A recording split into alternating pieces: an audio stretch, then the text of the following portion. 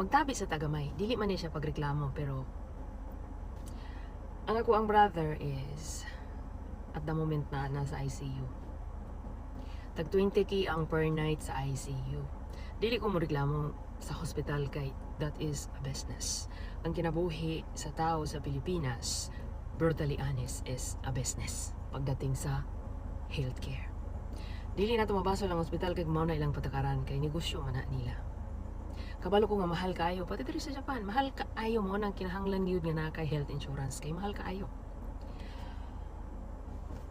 Nasurpresa lang ko ba nga ang tanang tambal sa gawas gipalit, kada resita sa gawas gipalit. Ang usa pa pod ang nakabate sa patakaran sa tuwa sa Pilipinas.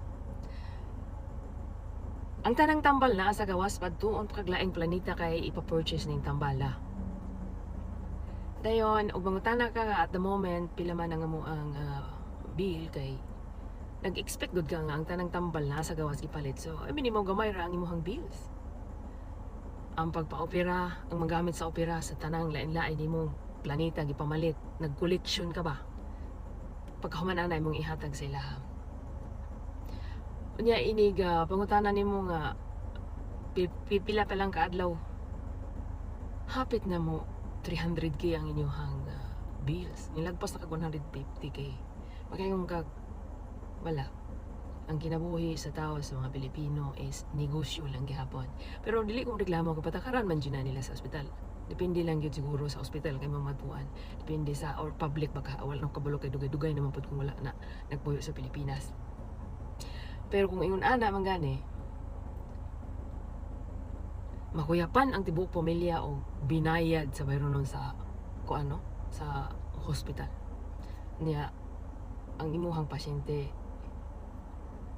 nasa ICU muna nga grabe kabate ang healthcare sa Pilipinas. Kanang inyuhang sigig away diha sa kauluhan o objection o honor magsige mong away nga impa-impeach ng si Inday Sara o mga bilyon nga kwarta nga ginagasto diha og gitarong pa lang unta nila ang healthcare sa Pilipinas. Ang mga tao po dili magpanik. Perti ka bate.